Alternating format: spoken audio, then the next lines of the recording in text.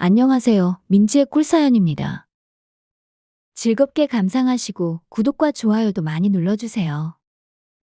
그럼 오늘의 사연 시작해볼까요? 저는 40대 기혼 여성입니다. 최근 제가 일탈을 저지르게 되었는데요. 어디에 얘기를 할 곳도 없고 해서 이렇게 사연을 보내봅니다. 저는 결혼 10년 차인데요. 남편은 저보다 나이가 5살 많아요. 아이는 둘 있고요. 남편은 평범하게 직장을 다니는 월급쟁이였는데요. 어느 날인가 월급쟁이에서는 형편이 나아지지를 않겠다면서 사업을 해보고 싶다고 하더라고요. 남편 월급으로 애를 둘 키우다 보니 돈이 넉넉하지 않았는데요. 다행히 시댁에서 지원을 해주셔서 그 돈으로 사업을 시작하게 되었죠. 제 남편은 어떤 사람이냐면요. 물에 빠지면 입만 둥둥 뜨겠다는 사람 있죠? 그런 사람이에요. 그런데 사업하는 데는 그렇게 말을 잘하고 좀 허풍스러운 면이 도움이 되기도 했나 봐요. 다행인지 불행인지 사업이 나름 잘 풀려서 돈도 많이 벌어오고 생활도 나름 윤택해졌죠. 남편이 돈을 많이 벌어오면 좋은 점도 많지만 안 좋은 점도 있더라고요. 이 사람이 돈을 많이 벌다 보니까 언젠가부터 가정은 뒷전이고 밖으로만 돌더라고요. 최근에는 사업한다는 핑계로 집에 붙어있는 꼴을 못 봤죠.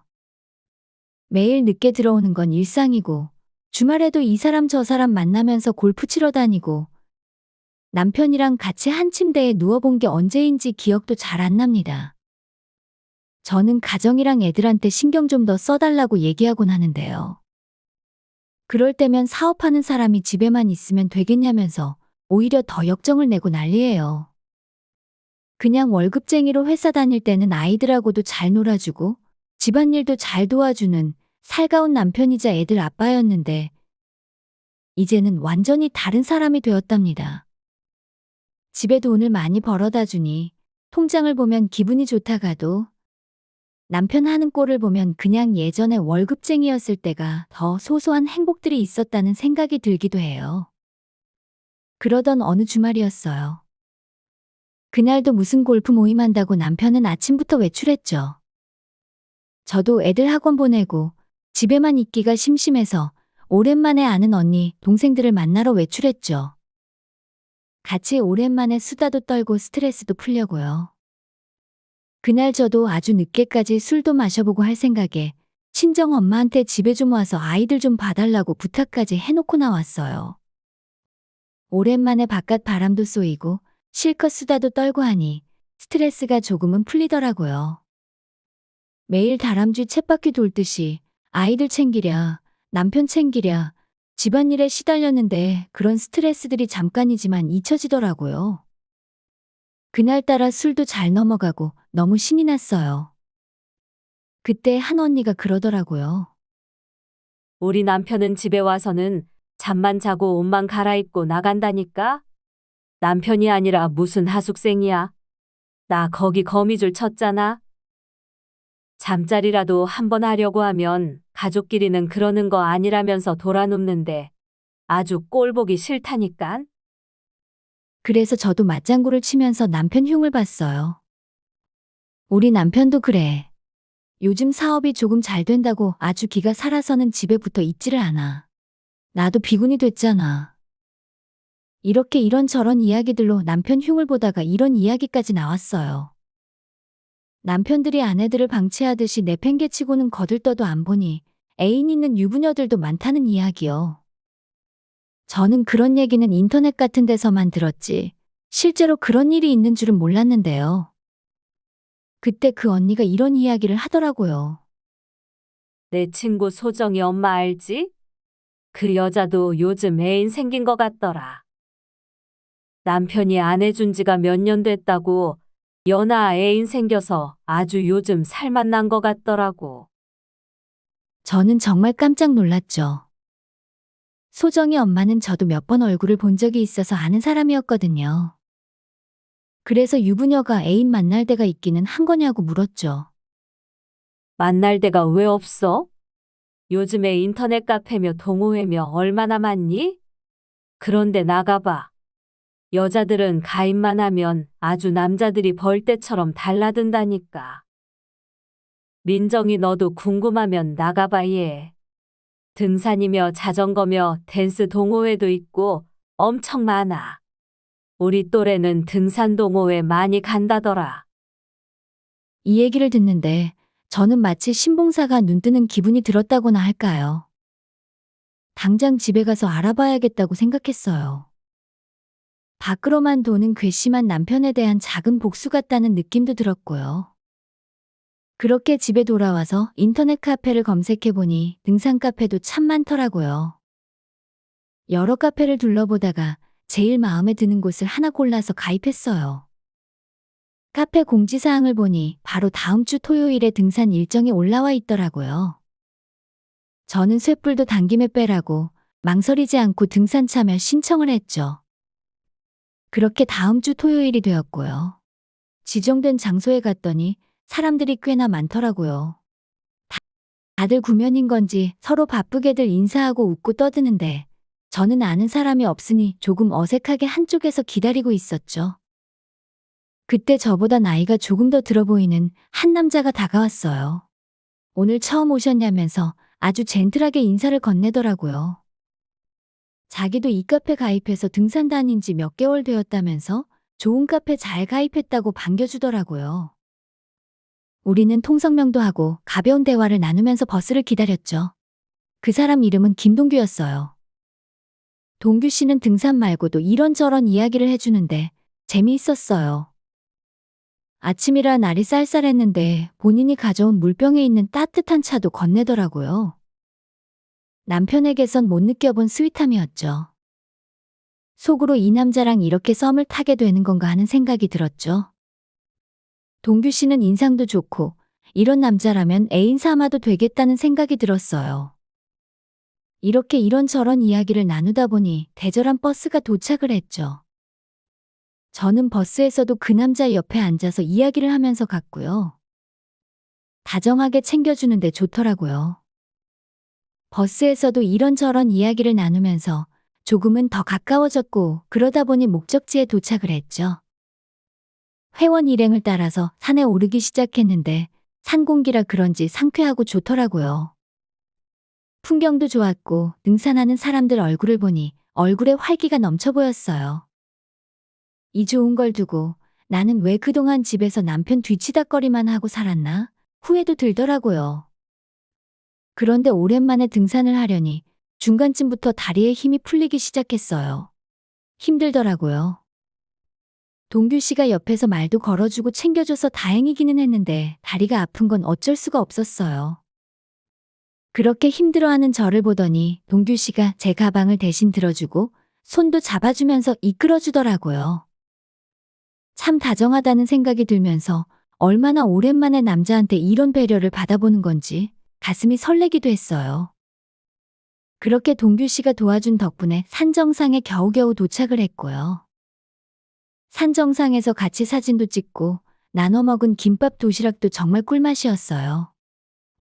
오랜만에 등산 운동을 한 거라 몸은 조금 힘들었지만 마음만큼은 다시 소녀 시절로 돌아간 것처럼 심장이 두근거리고 콩닥거렸죠.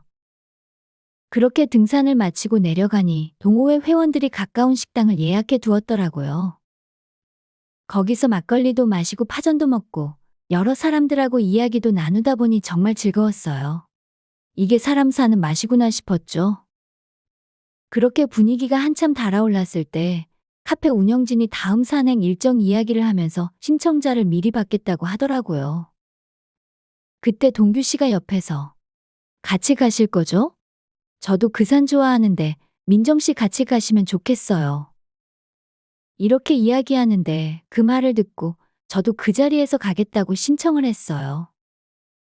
마치 오랜만에 남자에게 데이트 신청받는 기분이었다고 할까요? 그날만큼은 처녀 시절로 돌아간 기분이었죠. 그렇게 첫 등산 모임이 마무리되고 집에 갔죠. 남편은 제가 10시가 다 돼서야 집에 들어갔는데도 아직 집에 들어오지를 않았더군요. 괘씸했지만 저도 오늘 다른 남자랑 등산도 가고 산에 올라가면서 손도 잡고 했으니 너그럽게 이해해 주기로 했어요. 이런 맛에 애인 만드나 싶은 생각이 들 정도였죠. 주중에도 동규 씨를 비롯해서 친해진 몇몇 등산 동호회 회원들하고 연락을 주고 받았어요. 제 일상에 대해서도 물어봐주고 저에게 사소한 것도 관심 가져주는 사람들이 있다는 게 좋았죠. 그렇게 동규 씨랑 급속도로 친해졌어요. 어느덧 약속한 다음 산행 일정이 됐고요.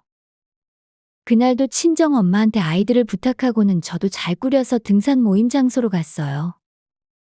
동규 씨랑 산 정상에서 같이 먹으려고 정성스레 도시락도 예쁘게 쌌고요. 같이 타고 가는 버스에서 제가 도시락 싸왔다고 이야기를 하니 동규 씨도 너무 좋아하면서 오늘은 특별히 풍경이 좋은 산길로 안내해 주겠다고 했죠. 그렇게 산길을 어느 정도 오르다가 동규 씨가 더 한적하고 예쁜 길이 있다면서 제 손을 이끌었어요. 저는 동규 씨의 의도를 어느 정도는 눈치챘는데 모르는 척 따라갔죠. 풍경이 예쁘기는 한데 조금 험하고 외진 길을 따라서 얼마나 걸었을까요? 우리는 자연스럽게 두 손을 꼭 잡고 같이 걸어가고 있었죠. 숲이 울창한 산길로 가다 보니 그 길은 사람들이 거의 다니지 않는 외지고 험한 곳이더라고요. 살짝 무서운 느낌도 들었지만 두근거리는 마음이 더 컸어요. 조금 더 가니 그 큰 산에 동규 씨랑 저 둘뿐인 것처럼 아무도 다니지를 않더라고요. 동규 씨는 그늘 아래로 저를 이끌더니 이야기했죠. 제가 마음에 든다고요. 그러면서 키스해도 되겠냐고 물어보더라고요. 저는 말없이 고개를 끄덕였어요. 그리고는 동규 씨는 저에게 키스를 해왔죠. 남편 아닌 다른 남자와 키스를 해보는 게 얼마만인지 키스만 하는데도 졸도할 만큼 좋은 느낌이었어요. 심장이 어찌나 두근거리는지 터져버릴 것만 같았죠. 그렇게 달아오른 우리는 결국 거기서 사랑까지 나누게 되었는데요. 야외에서 해본 건 처음이었는데 너무 스릴도 있고 색다르니까 더 좋았어요. 남편하고 하는 거랑은 비교도 안 될 정도였죠.